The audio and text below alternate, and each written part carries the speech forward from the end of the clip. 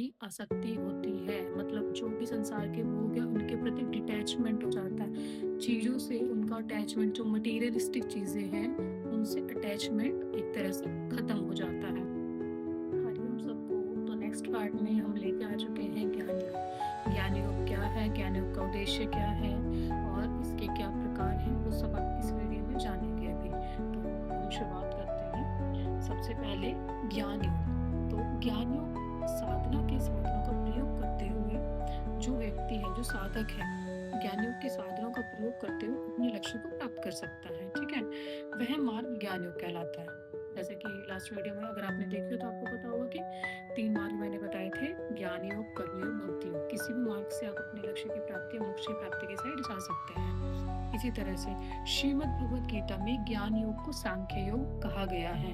श्री कृष्ण जी ने श्रीमद् भगवद गीता में ज्ञान योग को क्या कहा है? सांख्य योग है।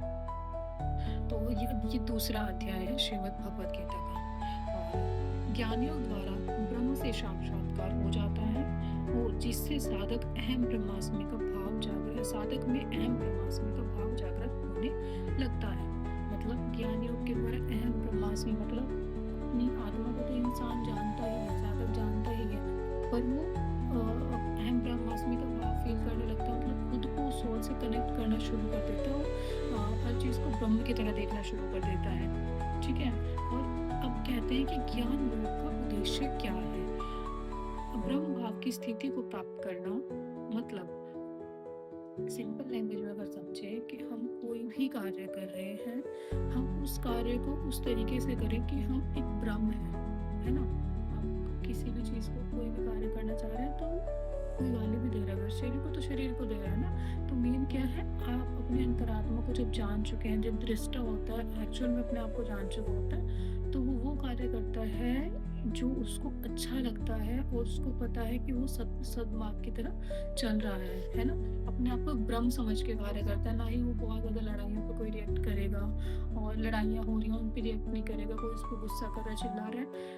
बिल्कुल जो साधक है वो सम रहेगा, उसको इन चीज़ों से कोई फर्क नहीं पड़ेगा। तो खुद को जब ब्रह्म भाव की तरह देखने लगता है साधक। इसी तरह से ज्ञान योग से विवेक ज्ञान की प्राप्ति होती है। नॉर्मल से नाम से हमें पता चल रहा है कि ज्ञान योग, मार्ग क्या है? ज्ञान योग है। तो ज्ञान योग से क्या हो रहा है? नॉर्मल सी बात है कि हमें ज्ञान की प्राप्ति हो रही है। ठीक है, जिसके द्वारा हमें क्या पता चलेगा? सही और गलत का ज्ञान होगा कि क्या सही है क्या गलत है, वो चीजें हमें पता चलेगी। नित्य अनित्य का ज्ञान प्राप्त होगा। मनुष्य जीवन का उद्देश्य को प्राप्त करना ही ज्ञान योग का उद्देश्य है। अब एक बात बताइए, जब आप किसी भी चीज की नॉलेज लेना शुरू करते हैं, या फॉर एग्जाम्पल नॉर्मल सी चीज है, बहुत नॉर्मल सी चीज, अगर आप श्रीमद् भगवद गीता को पढ़ना शुरू कर देते हैं ना, तो आपको बहुत सारी सुंदर सुंदर चीजें सीखने के लिए मिलेगी। और वहाँ पे आपको अपने जीवन का एक्चुअल लक्ष्य पता चलेगा कि हाँ, जीवन का लक्ष्य क्या है, हम क्या कर रहे हैं, हमें क्या करना चाहिए, क्या नहीं करना चाहिए, हर एक चीज़ आपको वहाँ पे मिलेगी। तो इंसान को सिर्फ ज्ञान के थ्रू ही सही और गलत का ज्ञान होता है।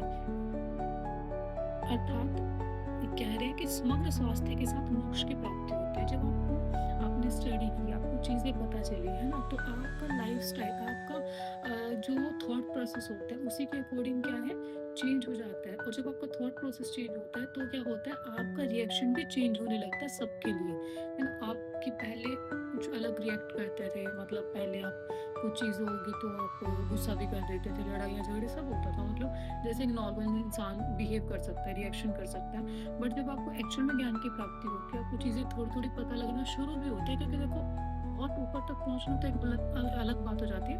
पहले आप नॉर्मल तरीके से चीज़ों को अगर जानना शुरू कर देते हैं, तो आपके रिएक्शन, आपकी नॉलेज के अकॉर्डिंग आपका रिएक्शन भी चेंज होने लग जाता है। ठीक है, तो इस तरह से क्या बोल रहे हैं, स्वस्थ, आपका जो समग्र स्वास्थ्य है उसकी प्राप्ति होगी आपको। आप मेंटली भी अपने आप को हील कर लेंगे, है ना। और आप अगर जब आप मेंटली ठीक होते हैं ना, आप देखिएगा आपकी बॉडी में भी कोई प्रॉब्लम नहीं आएगी, कोई भी इशू नहीं आएगा।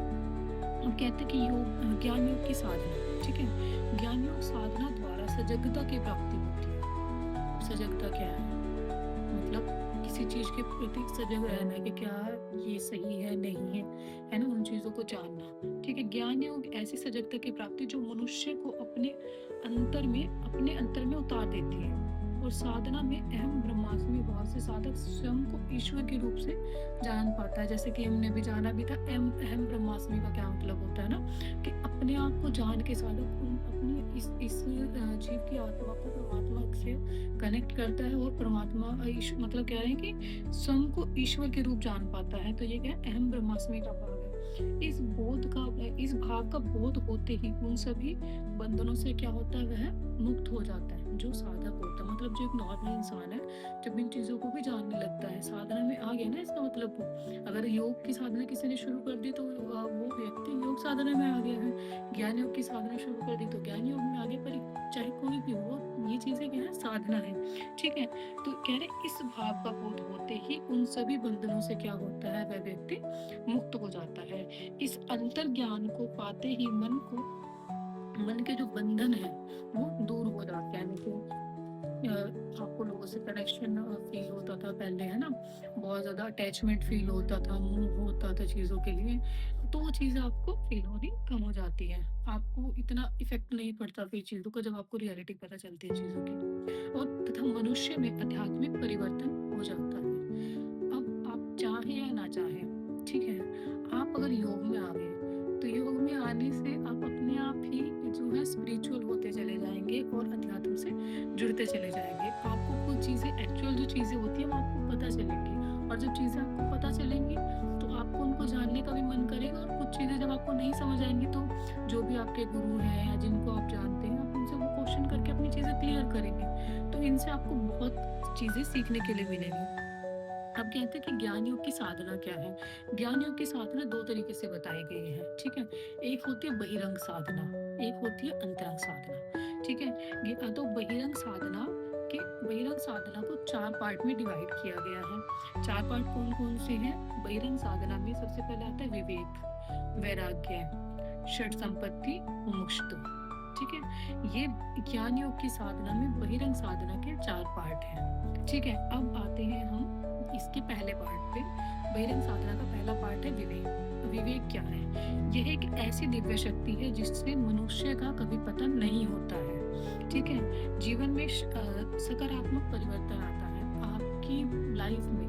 मतलब विवेक ज्ञान की जब प्राप्ति होती है ना, मतलब आपको चीजों की जब नॉलेज होने लगती है, तो आपको ज्ञान की प्राप्ति होती है, तो एक विवेक जागृत होता है आपके अंदर। आपको सही गलत की समझ पता चलती है। ठीक है, अर्थात आपको ये भी पता चलता है कि क्या सही है, क्या गलत है, ब्रह्म ही सत्य है, अजर है, अमर है ना। तो उस ईश्वर की प्राप्ति के लिए साधक को विवेक की आवश्यकता होती है।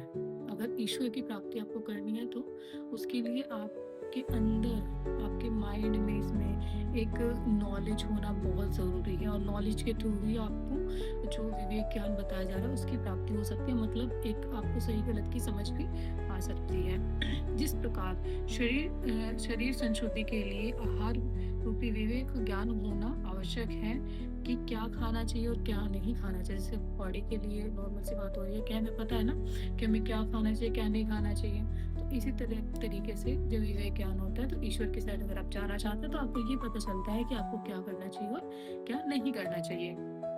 यह है विवेक। अब आ जाता हूँ वैराग्य। वैराग्य का क्या अर्थ है? वैराग्य मतलब बिना राग के। वैराग्य यह अवस्था है जिसमें मनुष्य को विवेक ज्ञान की प्राप्ति के पश्चात संसार के भोगों के प्रति आसक्ति होती है। मतलब जो भी संसार के भोग है उनके प्रति डिटैचमेंट हो जाता है। चीजों से उनका अटैचमेंट, जो मटेरियलिस्टिक चीजें हैं उनसे अटैचमेंट एक तरह से खत्म हो जाता है। आपको कोई अटैचमेंट रहती ही नहीं चीजों में, वैराग्य में। ठीक है, अब आते हैं बहिरंग साधना का तीसरा पार्ट है षट संपत्ति। षट संपत्ति जैसे नाम से ही आप देख सकते हैं, पता चल रहा है षट मतलब 6 संपत्ति, है ना।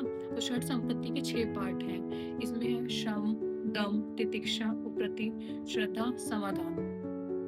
ठीक है, अब इनको भी समझ लेते हैं थोड़ा थोड़ा फटाफट से कि शम क्या है।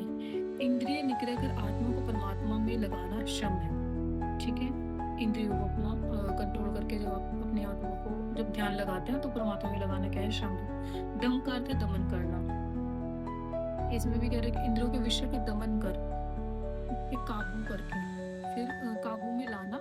इनको अगर इंद्रियों को काबू में ला रहे हैं, उनके विषयों से। विषय क्या है? जो भी हम देखते हैं वो विषय है, ठीक है? कानों से सुन रहे हैं जो, वो भी विषय। इंद्रियों के द्वारा जो भी चीज़ें हम ग्रहण कर रहे हैं, तो कह रहे हैं इंद्रियों को कंट्रोल करना, इंद्रियों के विषय का दमन कर काबू में लाना क्या है? दम है। तितिक्षा, अपने लक्ष्य की प्राप्ति के लिए द्वंद्व, कष्टों को सहन करना। आपने जो भी अपने लाइफ का गोल सिलेक्ट किया है ना? अपने गोल की प्राप्ति के लिए आप जो भी उसमें कष्ट आ रहे हैं, जो भी प्रॉब्लम्स आ रही है आपके गोल तक पहुंचने में, आप सबको झेलते हुए, सबको सहन करके साधना में तत्पर रहते हैं, वही क्या कहलाते हैं? प्रतीक्षा कहलाती है। मतलब अपने गोल को आप किसी भी स्थिति में छोड़ते नहीं है, वो क्या है? प्रतीक्षा कहा गया है। उप्रति, उप्रति अर्थात विरति हो जाना, किसी भी वस्तु की प्राप्ति हो जाने के बाद भी उसमें आसक्ति ना रहना। मतलब नॉर्मल सी चीज़ है कि आपको कोई चीज़ चाहिए थी, वो मिल गई, बट फिर भी क्या है, उसमें आपकी कोई अटैचमेंट नहीं है कि अगर ये चीज़ चली भी जाएगी तो आपको उससे कोई फर्क नहीं पड़ेगा। अगला आता है श्रद्धा। श्रद्धा का नाम विश्वास है, अर्थात गुरु तथा वेदों के वाक्य में दृढ़ विश्वास है, आस्था ही श्रद्धा है। मतलब गुरु लगा लो या परमात्मा लगा लो या जिनको भी आप अपने इष्ट देव मानते हैं, ठीक है, उनके प्रति जब आप उनके प्रति आप मन में ध्यान लगाते हैं या उनसे बातें करते हैं, उनमें श्रद्धा रखते हैं, है ना, तो देखिए श्रद्धा है। समाधान, समाधान क्या है? चित्त को एकाग्र करना तथा एकाग्र चित्त के द्वारा आत्म अनुसंधान में लगे रहना ही समाधान है। चित्त को एकाग्र करना मतलब मन को नियंत्रित करके एक जगह पे लगाना, ठीक है, और एक जगह पे लगा के क्या कह रहे हैं? आत्म अनुसंधान में लगे रहना, मतलब ध्यान को लगे रहना ही क्या है? समाधान है। मुमुक्ष अब आ जाता है, देखो ये 6 पार्ट हो गए हैं षट संपत्ति के। अब हम आते हैं बहिरंग साधना का जो लास्ट पार्ट है, मुमुक्ष। तो ये है मोक्ष की प्राप्ति, मोक्ष प्राप्ति की तीव्र इच्छा ही मोक्ष तो है। अब जैसे अभी मैंने एग्जांपल दिया था कि आप मोक्ष की प्राप्ति के लिए योग साधना कर रहे हैं, कोई भी साधक है मोक्ष प्राप्ति के लिए करता है, क्योंकि अंतिम स्टेज क्या है? समाधि होती है, और वो समाधि भी किस लिए इंसान लेता है या साधक लेता है? मोक्ष की प्राप्ति के लिए, परमात्मा की प्राप्ति के लिए, ठीक है। अब क्या होता है, कह रहे हैं कि अगर मोक्ष को प्राप्त करने की तीव्र इच्छा है ना, आप जल्दी मोक्ष प्राप्त करना चाहते हो, तो उसको मुमुक्षु कहा गया है। ये हो गए हैं बहिरंग साधना के आपके 4 पार्ट, ठीक है। अगला जो हम बात कर रहे हैं अब है अंतरंग साधना, ठीक है। अंतरंग साधना में 3 पार्ट है, श्रवण, मनन, निधिध्यासन, ठीक है। इनको समझते हैं हम। श्रवण, जैसे आपको नाम से पता चल रहा है, श्रवण मतलब सुनना, ठीक है। ब्रह्म ज्ञान के विषय में सुनना, मतलब ब्रह्म ज्ञान क्या है? ब्रह्म ज्ञान वेदों का ज्ञान, ठीक है, उपनिषदों का ज्ञान, या फिर श्रीमद् भगवद गीता जी का ज्ञान, ठीक है। इस तरह के जो ब्रह्म ज्ञान है, शास्त्र, उनके बारे में सुनना, ठीक है। तथा गुरु मुख से संशय की निवृत्ति के लिए सुनना ही श्रवण कहलाता है। अब है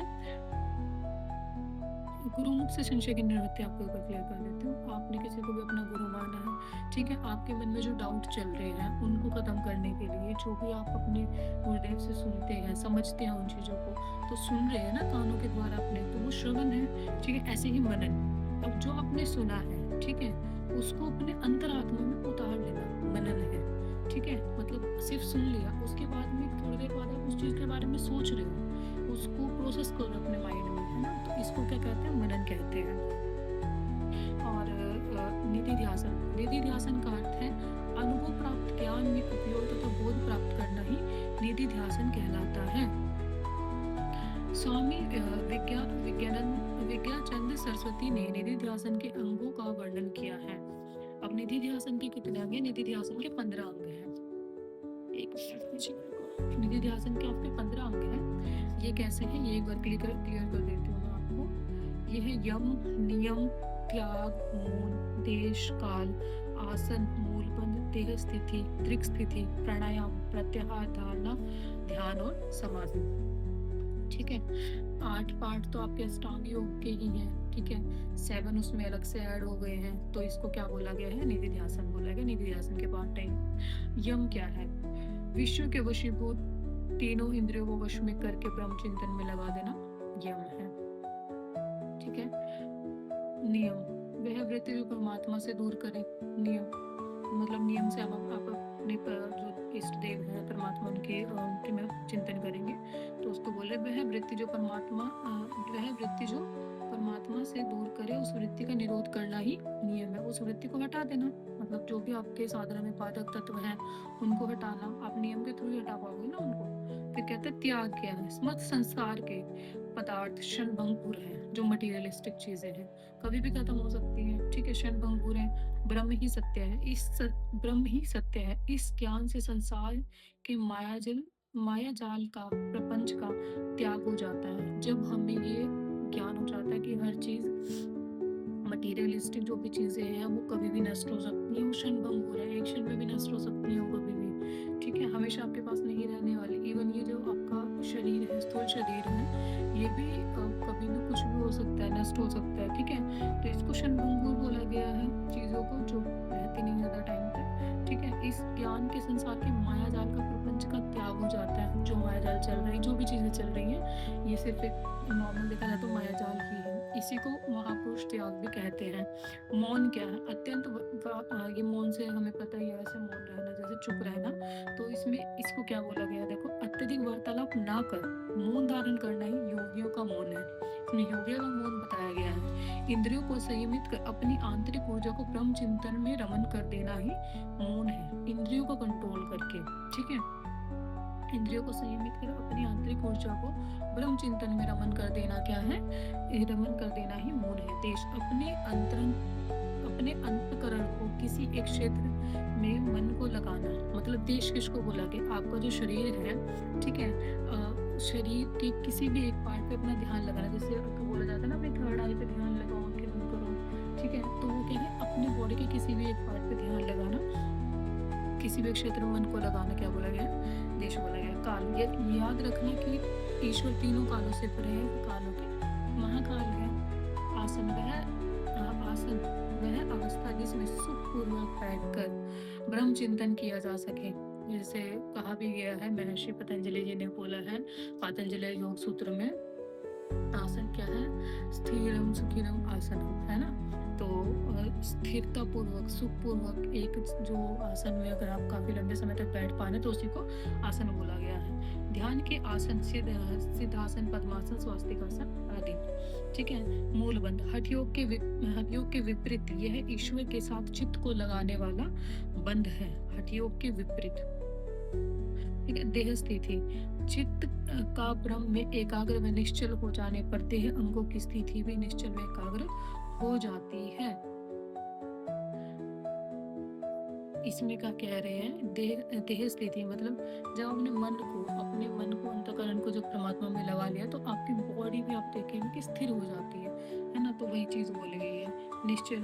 तो देह अंगों की स्थिति भी, मतलब आपकी बॉडी की जो अंग उनकी स्थिति भी क्या हो जाती है, निश्चल व एकाग्र हो जाती है। मतलब चंचल नहीं रहती, इधर उधर आपका मन नहीं करेगा, माइंड में थॉट्स नहीं आएंगे, बॉडी में इचिंग वगैरह भी जो होती है ना, जब आप बहुत देर तक अगर ध्यान में बैठे तो आपको कभी ऐसे इचिंग ऐसे होने लगेगा, तो वो चीजें भी कंट्रोल में आ जाती है। स्थिति, दृष्टि को ज्ञान में बनाकर समस्त संसार को ब्रह्म में देखना। दृष्टि को ज्ञान में बनाकर मतलब जब आप ज्ञान मतलब चीजें पढ़ना शुरू करते हैं, अपने शास्त्र आप पढ़ेंगे ना, तो आपने ज्ञान को अर्जित किया, और जब आप ज्ञान को अर्जित करते हैं तो आप देखते हैं पूरा संसार क्या है, ब्रह्म है। तो संसार को कैसे देखते हैं, ब्रह्म में देखना। इस प्रकार ब्रह्मवेद सर्वम वाली दृष्टि ही उत्तम दृष्टि है। प्राणायाम, श्वास का पूरक करते समय में मैं ही ब्रह्म हूँ का भाव। कुंभक में वृत्ति की निश्चल स्थिति व रेचक करते समय जागृत समय जगत का प्रपंच का भाव ही प्राणायाम है। पूरक, इनहेल, ठीक है, इनहेल किया, फिर कुंभक मतलब सांस को रोका, ठीक है, फिर जब रेचक कर दिया मतलब एक्सहेल कर दिया, प्राणायाम बताया गया। प्रत्याहार, इंद्रियों का संयम करना, अपनी इंद्रियों को कंट्रोल करना प्रत्याहार कहलाता है। धारणा, किसी भी एक मतलब एक जगह पे अपने मन को लगाने की कोशिश करना, धारणा करना। ध्यान, जब धारणा थोड़ी अच्छी होने लगती है तो मतलब धारणा की जो परिपक्व उच्च अवस्था होती है उसी को क्या कहते हैं, ध्यान कहते हैं। और इसी तरह से जब आपका ध्यान लगने लगता है, घंटों घंटों तक आप बैठने लगते हैं ध्यान में, ठीक है, तो उसको क्या कहा जाता है, उसको समाधि कहा जाता है। ठीक है? तो ये हो गए आपके निधि ध्यान के फंडा पार्ट भी हो गए। इसमें हमने जाना कि ज्ञान योग क्या है, ज्ञान योग के कितने पार्ट हैं, और ज्ञान योग साधना में जो 2 पार्ट हैं उनके हमने अंदर में जो भी पार्ट्स आते हैं उनको जाना है। तो इस तरीके से अगली वीडियो में हम जानेंगे कि कर्मयोग क्या है। तो नेक्स्ट वीडियो में अगर आप जानना चाहते हैं कि कर्मयोग क्या है, तो आप चैनल को सब्सक्राइब ज़रूर करें और नोटिफिकेशन के लिए आप बेल आइकन को प्रेस करें, ताकि जब भी वीडियो अपलोड होगी इन चीज़ों से रिलेटेड तो आपको एक नोटिफिकेशन मिल जाएगा। ठीक है? और कोई भी डाउट है तो आप कमेंट कर सकते हैं। हरिओम सबको।